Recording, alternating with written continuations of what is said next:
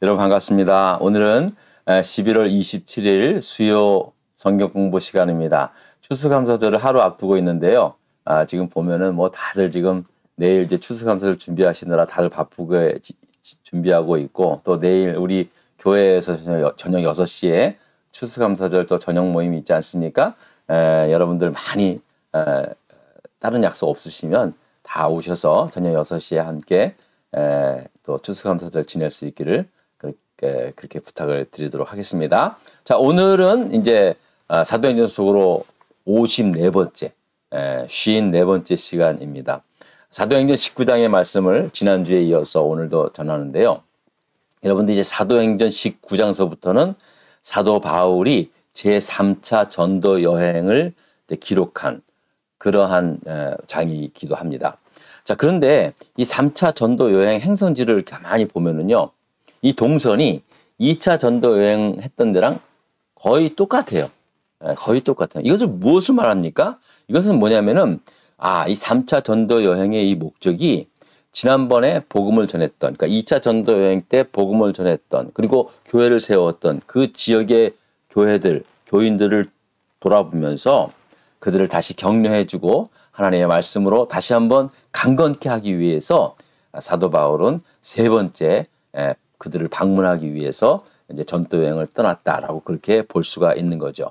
저는 사도 바울의 이런 전도 여행의 이 그 동선들을 이렇게 보면서요, 중요한 것은 많은 사람들한테 또 여러 지역에 복음을 전하는 것도 중요하지만 계속해서 복음을 전했던 곳에 다시 들리면서 이 2차례, 3차례 계속 들으면서 반복해서 그들에게 복음을 전하고 가르치고 세우는 것, 돌봄의 사역이 굉장히 필요하다는 것을 다시 한번 깨닫게 됩니다.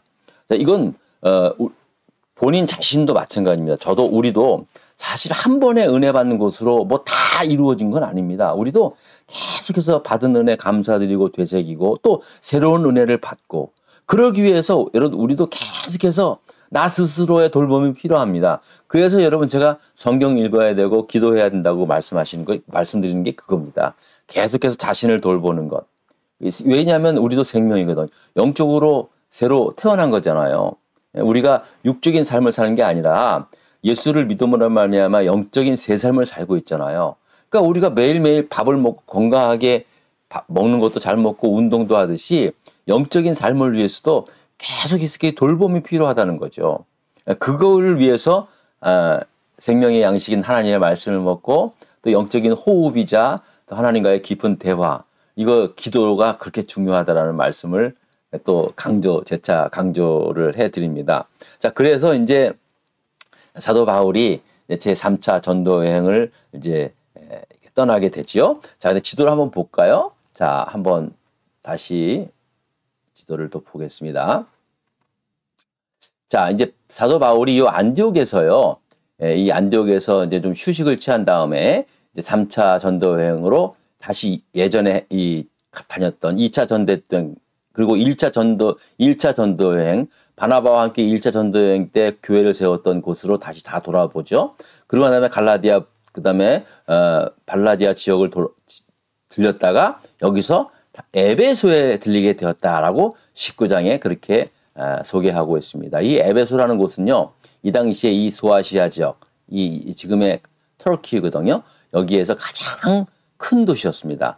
또 상업과 문화가 가장 번성했던, 그리고 많은 우상들이 있었던 우상의 도시이기도 합니다. 이곳에 이제 사도 바울이 이 갈라디아에서 에베소로 들리게 되었다라는 말씀입니다. 여러분들 기억하시죠? 에베소는요, 처음에 그 2차 전도 여행 때 그 사도 바울이 고린도에서 이제 만난 아굴라와 브리스길라 부부와 함께 들렸던 곳이, 고린도에서 떠나서 들렸던 곳이 에베소입니다. 그래서 에베소에서 이 부부를 남겨두고 다시 이제 돌아오지 않습니까? 안디옥으로 돌아오지 않습니까? 그럴 때 에베소 교인들한테 하나님의 뜻이거든 내가 다시 오겠다라고 약속을 했는데 3차 전도 여행 때 사도 바울은 그 약속을 지킵니다. 그래서 이제 다시 에베소로 돌아오게 된 겁니다. 자, 근데 에베소로 오니까 그 당시에 오자마자 이제 몇 명 교인들 만났는데 그 인원이 12명이라고 나와 있습니다. 성경에는. 그런데 그 12명의 그 원어를 보면은요, 이 남자 를 의미하고 있습니다. 그러니까는 이제 그 당시에는 뭐 인원을 하면은 사실 20세 이상의 성인들만 그렇게 수를 세는 그런 문화가 있었습니다. 뭐 차별하자는 건 아니고, 그러니까 아마 남녀 다 합해서 한 20명이 넘는 그런 사람들이 아니었는가 생각이 듭니다. 어쨌든 그런 사람들을 만나서 사도 바울이 너희가 믿을 때에 성령 받았느냐? 사도 바울도 이제 성령의 은혜가 얼마나 중요한지를 가는 곳곳마다 전하고 있는 거예요. 그러니까 이 사람들은 나는 성령 듣지도 보지도 못했다. 우리가 받은 거는 요한의 세례밖에는 없다라고 얘기를 하는 거예요. 그래서 바울이 그들에게 예수 그리스도의 이름으로 세례를 베푸니까 그들에게 성령이 임함으로, 그러니까 세례를 베풀고 안수할 때 성령이 임함으로 말미암아 방언도 하고 예언도 했다라고 그렇게 지난 시간에 말씀을 드렸습니다. 다시 재차 강조하게 말씀을 드리는데요. 예수 그리스도의 이름으로 세례를 받게 되는 것과 또 이같이 성령으로 세례를 받는 것과는 분명히 이 사도행전 19장에는 같은 의미로 사실은 사용하고 있습니다. 근데 이것을 많은 사람들이 그냥 우리가 일반적으로 받는 세례랑 그다음에 성령 세례랑은 좀 다른 거다. 성령 세례를 받아야 한다. 그래야 은사가 임하고 방언도 하고 예언도 해야 한다. 그래서 굉장히 성령 세례를 강조하는 사람이 있지만, 그러나 본질적으로 어떻게 한다 그랬어요? 바로 진정으로 우리가 예수 그리스도를 믿는 그 믿음으로 세례를 받게 되는 것은 성령의 은혜가 아니고서는 안 되는 거잖아요. 그러니까 우리가 진짜 내가 예수를 믿고 고백하고 세례를 받는 것과 성령 세례를 받는 것과는 사실 본질적으로 하나다라는 거예요. 성경에서 말씀하셨지만은요. 자, 한번 보겠습니다. 고린도전서 12장 3절 말씀입니다. 다 같이 읽어볼까요? 그러므로 내가 너에게 알리노니 하나님의 영으로 말하는 자는 누구든지 예수를 저주할 자라 하지 아니하고 또 성령으로 아니하고는 누구든지 예수를 주시라 할 수 없느니라 라고 말씀합니다. 성령으로 아니하고는, 성령의 은혜가 아니고는 누구든지 예수 그리스도가 나의 주님입니다 라고 고백하고 세례받을 수 없다라는 거예요. 그러니까 바꿔 말하면 내가 진짜 그런 고백이 있고 그런 믿음으로 세례를 받았다면 이건 성령이 역사한 거죠.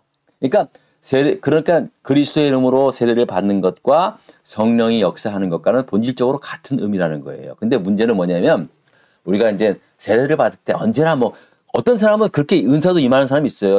세례를 받을 때 갑자기 성령이 뜨거워져가지고 이런 방언의 은사도 예언의 은사도 받는 사람도 있지만 사실 많은 사람들이 그런 일은 없어요. 저도 이렇게 이제 머리에 물을 적시면서 세례를 받았지만 고등학교 1학년 때 받았는데 좀 눈물은 나더라고요. 그렇지만 무슨 방언이 터지고 그런 일은 없었어요. 근데 본질적으로는 같은 거고요. 또 사실은 우리가 성령의 은사도 받아야 됩니다. 뜨거운 은사도 좀 받고 그러면 또 더 힘이 낼 수 있거든요. 그래서 은사도 일종의 어떤 믿음의 표적이기도 하기 때문에 가능하면 받았으면 좋겠어요. 근데 표적이 없이도 얼마든지 예수 잘 믿을 수 있습니다. 오히려 표적을 본 사람보다 오히려 표적을 안 본 사람이 더 예수 잘 믿는 사람 많이 봤습니다. 중요한 것은요, 거듭남이라고 그랬죠. 거듭남. 우리가 방언의 은사를 받든 세례를 받든 어떻게든 간에 중요한 것은 거듭남이 있어야 돼요. 거듭남. 물과 성령으로 거듭나는 것.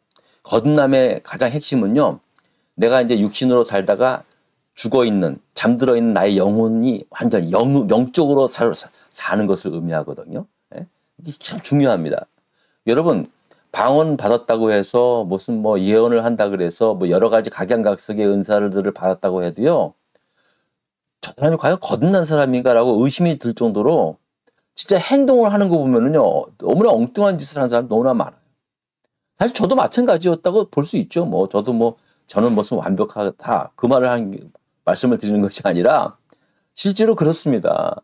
그러니까 중요한 건 그거예요. 우리가 세례를 받던 예수님, 성령 세례를 받던 무슨 세례를 받든 간에 중요한 것은 내가 물과 성령으로 정말로 거듭난 사람이 되었는가. 이게 정말 중요한 겁니다. 자, 그래서 오늘의 두 번째 또 질문을 또 받겠습니다. 자, 사도 바울이 에베소에서 머물렀던 기간과 장소, 그리고 거기에서 어떤 일들이 일어났습니까? 어떤 일들이 일어났는가? 자, 이제 말씀을 보겠습니다. 자, 이제 사도 바울이 에베소에 이제 내려가지 않습니까? 이제 에베소에서 사람들을 만나서 세례를 주고 안수를 주니까 막 성령께서 역사하셔서 방언이 막 터지고 막 예언도 나타나고 막 그런 일들이 막 일어나게 된 거예요. 자, 그러면서 사도 바울이 장작 이 에베소에서 얼마 동안 있냐면은요, 2년이 넘는 세월이 시간을 지내고 있습니다. 이것은 무엇을 말하는지, 여러분 이거 무엇을 말하겠습니까? 그만큼 에베소 교회가 사도 바울이 가장 오래 머물면서 에베소 교인들을 아주 그냥 진짜 엄청난 훈련과 더불어 든든하게 세웠다라고 그것을 말하고 있습니다. 그러니까 그 당시에 초대 7교회 가운데 그 아시아 지역의 7교회 가운데 에베소는 가장 큰 교회였고 중심이 되는 교회였고 많은 사람들이 에베소를 들려서 왜냐하면 에베소가 그 당시에 가장 큰 교회 도시였고 우리도 1년에 한두 번은 이제 한국에 사시는 분이나 우리는 뭐 뉴욕이나 워싱턴 DC는 자주 가지는 않지만 어쨌든 간에 여기서 말하면 가장 큰 포틀랜드는 뭐 늘 가잖아요. 한 달에 한두 번씩 가든지 마찬가지입니다. 이 당시 에베소가 가장 큰 상업의 도시고 문화의 도시고 또 종교의 도시다 보니까는요. 많은 사람들이 1년에 한두 번은 꼭 갔던 곳이에요. 그러니까 사도 바울이 2년 넘게 그곳에 머물면서 많은 사람들이 그곳에 와서 사도 바울의 말씀을 듣게 되었고 그것에서 예수를 믿고 많은 사람들이 변화되고 에베소 교회는 그 당시에 중심이 되는 교회가 되었다라고 그렇게 말씀을 하고 그렇게 볼 수가 있는 거예요. 자, 우리 한번 말씀을 볼까요? 실제로 바울이 회당에 들어가서 석 달 동안 담대히 하나님 나라에 관하여 강론하고 권면했다 그랬어요. 또 어떤 사람들은 마음이 굳어 순종하지 않고 무리 앞에서 이도를 비방하거늘 바울이 그들을 떠나 제자들을 따로 세우고 두란노 서원에서 날마다 강론했다 그랬어요. 언제 몇 해 동안? 2해 동안. 이같이 하니 아시아에 사는 자는 유대인이나 헬라인이나 다 주의 말씀을 들었더라라고 그렇게 성경은 말씀을 하고 있는 것입니다. 자, 오늘 본문 말씀대로 여러분들이 읽으신 본문 말씀대로 사도 바울이 날마다 두란노 서원에서 이 두란노라는 곳이 어디에 정확히 위치되어 있는 것은 알지 못하지만 어쨌든 간에 에베소에서 두란노 서원에서 날마다 하나님의 말씀을 가르쳤다는 거예요. 자, 여러분 하나님의 말씀을만 가르친 거 아니에요. 하나님의 말씀을 가리키면서 어떤 일들이 일어났는가? 여러분 11절 12절 보겠습니다. 하나님이 바울의 손으로 놀라운 능력을 행하게 하시니 심지어 사람들이 바울의 몸에서 손수건이나 앞치마를 가져다 병든 사람에게 얹으면 그 병이 떠나고 악기도 떠나가더라. 아멘. 할렐루야. 하나님의 말씀이 풍성히 나타나면서요. 동시에 하나님의 성령의 능력이 막 나타나는 거예요. 그러니까 어떤 일이 있습니까? 하나님이 바울의 손을 통해서 놀라운 능력을 행하게 하는 거예요. 막 병든 자를 위해서 손을 얹으면 다 나았고 또 막 성령의 은사들이 막 나타나고 심지어는 바울이 들고 다니던 손수건 바울이 두르고 있던 앞치마를 그냥 가져다가 병든 사람 위에 딱 놓으면 그냥 병자가 회복되는 놀라운 그런 이적들이 막 나타나게 된 겁니다. 아멘이죠? 아멘입니다, 여러분. 여러분, 이런 이적들이 에베소 교회에 나타남으로 말미암아 에베소 교회가 어떻게 되었겠습니까? 정말 날마다 많은 사람들이 소문을 듣고 에베소로 몰려들어와 바울이 전하는 복음의 말씀을 듣고 정말 예수를 믿었다는 사실입니다. 그거 상상해 보면 너무나 막 기쁘고 우리 코발리스 한인 장로교회도 비록 조그만 곳이지만 이곳에서 하나님의 성령의 놀라운 역사가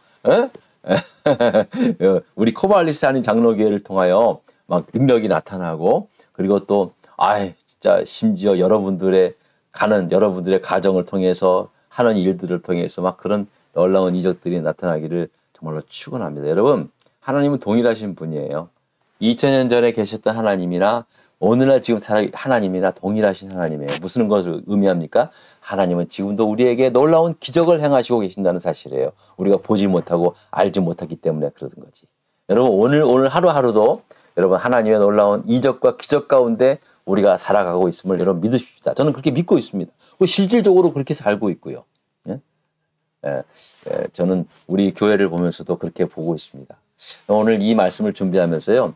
그런 기도를 했고요. 하나님, 우리 호발리스 하는 장로교회가 작은 손수건, 사도 바울이 가지고 있었던, 주님이 가지고 있었던 그런 손수건과 같은, 앞치마와 같은 그런 역할을 감당할 수 있도록 병든 자뿐만 아니라 죽어가는 영혼, 잠든 영혼 깨우는 그런 교회 될 수 있게 해주세요라고 그렇게 기도했습니다. 그런 이적들이 나타나는 교회 될 수 있도록 여러분 그 기도해 주시길 부탁을 드리겠습니다. 여러분 추수감사절 잘 지내시고요. 또 한국에 계신 분들은 뭐 이미 추수감사절 예배 잘 드렸겠지만 추수감사절의 은혜와 복이 늘 충만하기를 멀리서 축원하고 기도하겠습니다. 오늘도 함께해 주셔서 고맙습니다. 감사합니다.